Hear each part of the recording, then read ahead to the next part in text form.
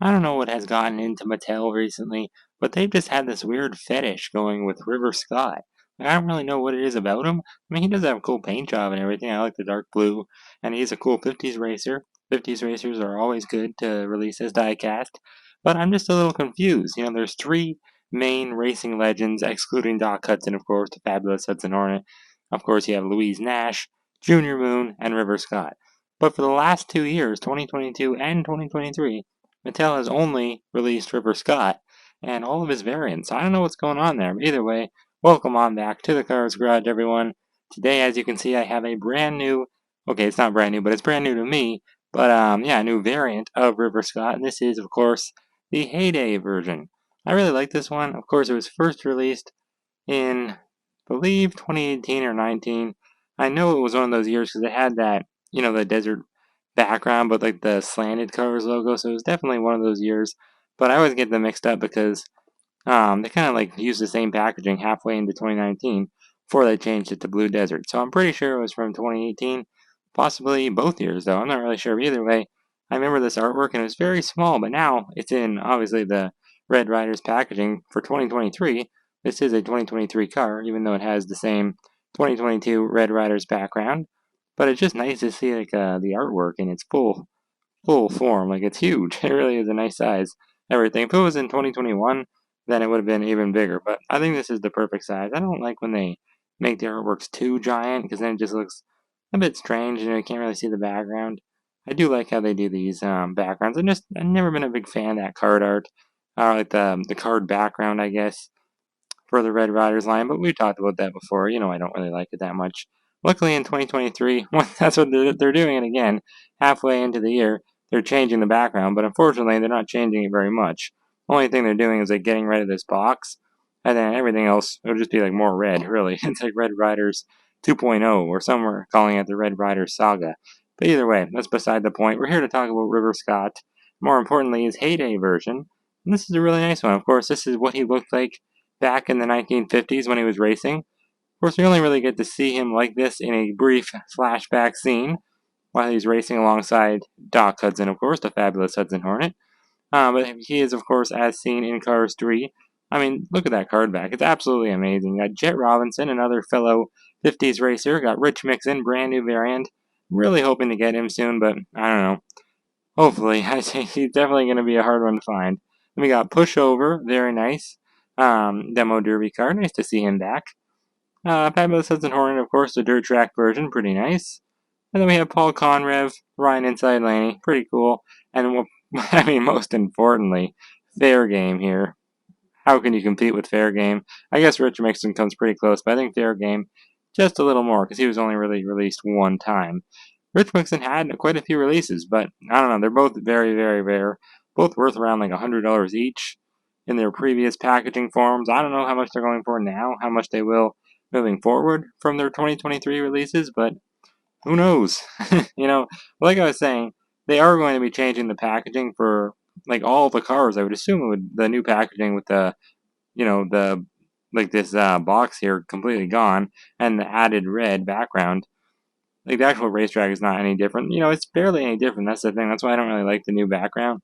This one here, of course, has the same old Red Riders background from last year carried over.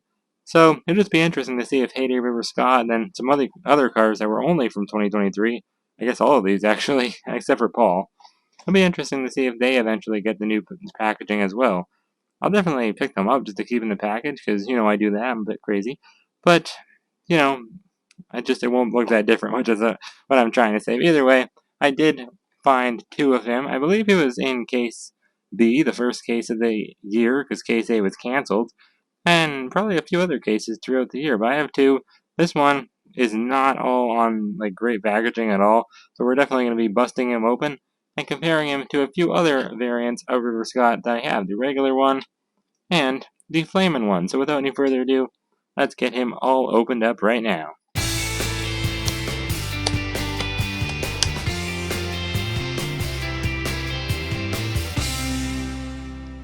Well, cars may not age the same way people do, but come on. I mean, he went from completely dark, deep blue, like a really nice color, to this. I mean, basically gray. And he's completely dirty. Like, he sure let himself go. that is really evident after seeing this car in person. But I do really like this Heyday version. It's cool because it's not just another paint job. It is, a version of River from a completely different stage in his life.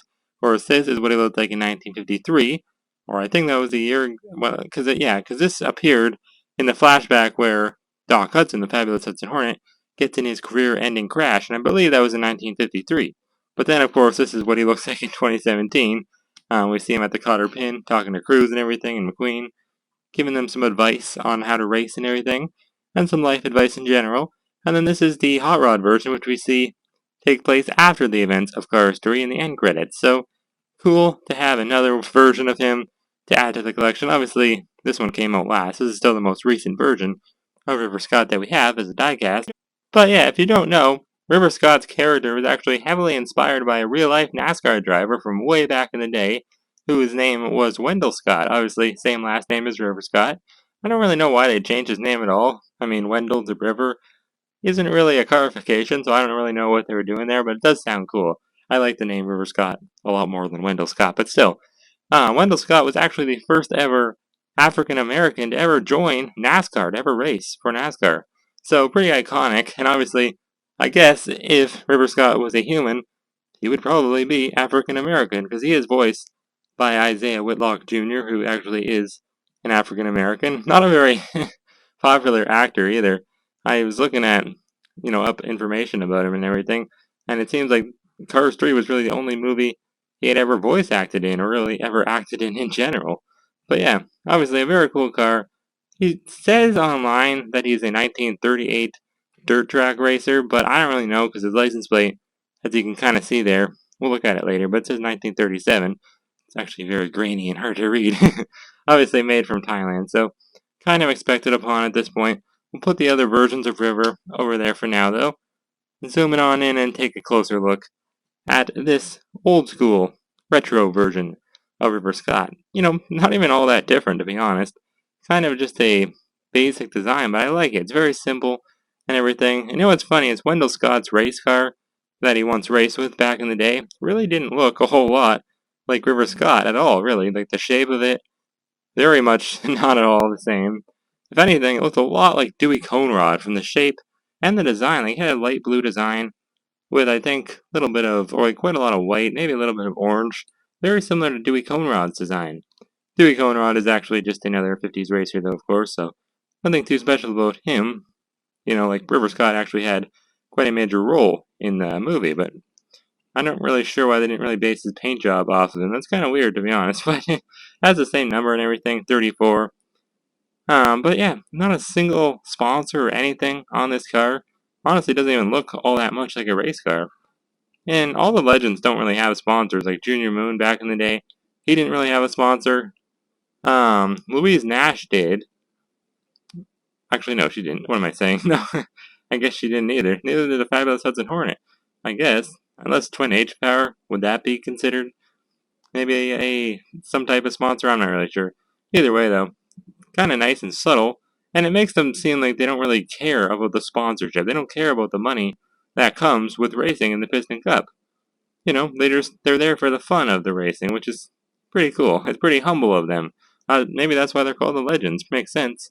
But yeah, this diecast of River Scott does have a plastic eye insert, as you can tell, brown eyes, and it's split in the middle. I always like when they do that. Kind of just shows the age of the car. Doc Hudson, really all the legends except for Louise Nash, I believe, have like a little crack in the windshield there, a little line separating it. I don't know why they used to do that. Maybe they just, it's probably cheaper, I guess, to make two little tiny pieces of glass rather than like one giant piece of glass. Maybe they were worried about it breaking in half. I don't know. Kind of weird. But, nice big grille here on the front. Kind of similar to some other 50s racers we've gotten. I keep saying 50s racers, but even though he raced during the 50s, he's technically not a 50s racer. Actually, a 30s racer, which makes it even seem even way older. Almost 100 years old. Pretty much. No, still like 15 years off from being 100 years old, but that'd be pretty iconic. That'd be quite the birthday for River Scott. I like how old he looks from the front end of things, though. Like, obviously, he has little plates over his headlights. That's something that I don't even think would be legal anymore in the Piston Cup, or maybe it would be, because technically, yeah, because these like older racers, I don't know, did they need headlights? Because obviously nowadays the next gens and even the stock cars, they don't really have headlights; they're just painted on stickers and everything. But River Scott just said, "I don't need headlights at all," which is kind of weird because in Cars 3, yeah, I guess he never had headlights because they do moonshining and everything, which in it doesn't mean the same thing it does in the real world. In Cars 3, they turn their lights off and like drive through the woods with no lights on. Is basically what it means. So I guess River Scott never really had headlights to begin with. That's kind of weird. I guess he just covered them up, didn't want them. You can see the little screw holes though and everything in there. Nice little smile. Glad they painted his teeth. His grill, I want to say, very detailed. Looks like a little bit like wear and tear in it, but honestly, I think it's just the blue paint coming through. So I guess I can't congratulate Thailand for that. That part seems to be metal, but everything like underneath his mouth and his wheel wells and underneath his door here, that is all plastic, which is kind of unfortunate. Obviously, you got the big number 34 on the side, though. Kind of reminds me of Cruz and Lightning McQueen's design. He's got like the lightning bolt inside the oval. Got like a similar type of oval design here. Very simplistic, though. Number 34, white with the black outline around it. It's nice, though. You know, it's just simple, but it's nice. Really like his tires. It says Outlaws. Pretty cool. I don't know what that tiny text there says. Or there. Maybe the year? I don't know. It says Outlaws. Cool brand, though. A new brand. I've never seen the Outlaws brand of tires in the world of cars before. Got the red rims with the white trim. Very nice. Love how you can see through his engine there. That's pretty cool. You can actually see right to the other side. See the cars on the shelf back there. Look at that. Really cool. Nicely detailed, Mattel. Good job on that. I wonder, it probably helps for airflow or something. I don't know if, once again, like, there's more constraints in the Piston Cup nowadays. I don't think racers right now, the next gens, would be able to just take part of their hood off to make them go faster. I think that would be considered cheating. But back in the day, things were different. You can see his dent there. River Scott likes to wear his dents. He's like Mater. That's what it said on his biography online about him in the Meet the Cars book. Nice little River Scott signature up on top. Not much going on, though, up there, or on the back. No decals at all. Could have used the number 34, maybe. Something, I think, to give it a little more detail, but that's not really Mattel's fault. That is Pixar's, if anything, but I wouldn't call it a fault. It's simple. It's nice. You know, I can see the screws kind of like, I guess, holding his trunk into place. I don't know why you'd want to hold this, like, screw in his trunk. It's kind of weird. But cool license plate. You know, it actually has a cool meaning to it as well. It says MCNC-ME, M-E. So, and then on the top it says Virginia. So I guess Virginia carified. Pretty cool. It says 1937, which makes me think that is when he was made and everything at the factory, I guess. um, but online it says 1938, so I don't really know when he's from. I would say the license plate is probably accurate though. But the MCNC me or dash me, that actually has quite a bit of meaning to it because Wendell Scott used to have that. Well, MCNC stands for mechanic, and Wendell Scott would always have that on his car on the side. It would say mechanic dash me, so like he's the mechanic. Because I guess that was a thing. He was always his own mechanic. That was his little character trait, I guess he had back in the day when he raced for NASCAR. So it's pretty cool that they put that as his license plate. Because I don't think River Scott would have needed a license plate while he was racing. So I don't know. It's kind of weird that he has one at all. Because obviously racers don't usually have license plates, but it's kind of a cool little hidden detail. I didn't know that until someone told me.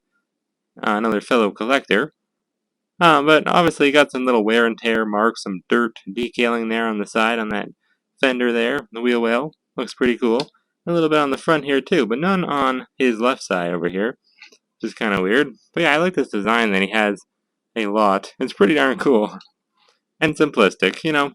Once again, not too crazy, but it works, I think.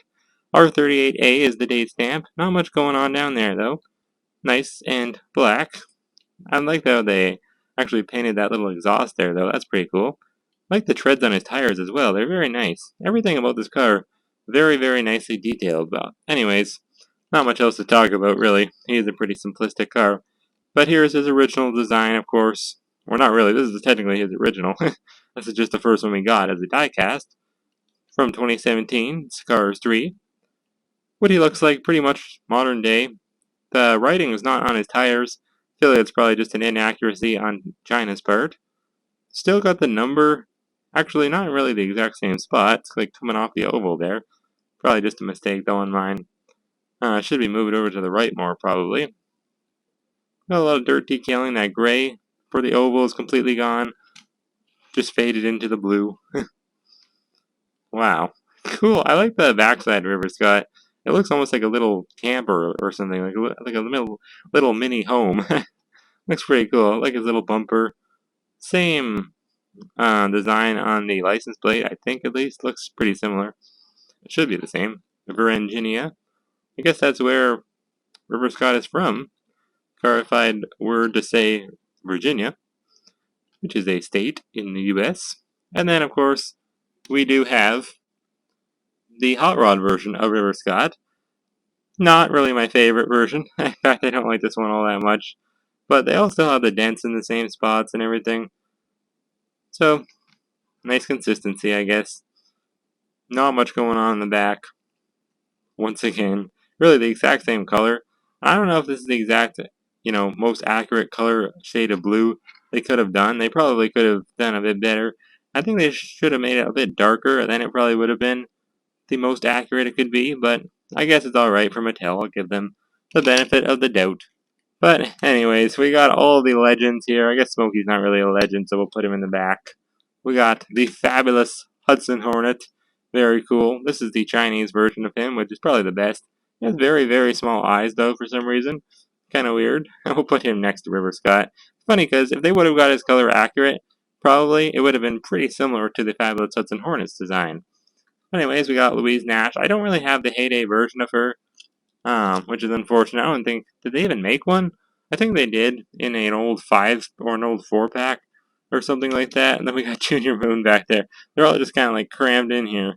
Not enough room for all of them, but I guess we got just enough. Look at that. Nice group picture of all of them. But yeah, I love River Scott. I love his character in Cars 3. He just says it like it is, And I think that's something that a lot of people should probably learn to do instead of just keeping secrets and everything, That is not how River Scott rolls. He has a very old soul, and I like that about him and his character a lot. Very cool, and nice to have a little bit of like a backstory to him. I actually didn't know anything about that. I didn't know he was even supposed to be Wendell Scott until just the other day I asked a friend, and he told me all that. So pretty cool. Very nice information to know. But anyways, I think that's going to have to be it for today. Thank you guys so much for watching, and we'll be back for another review very, very shortly here on the channel. So I'll see y'all next time on the Cars Garage.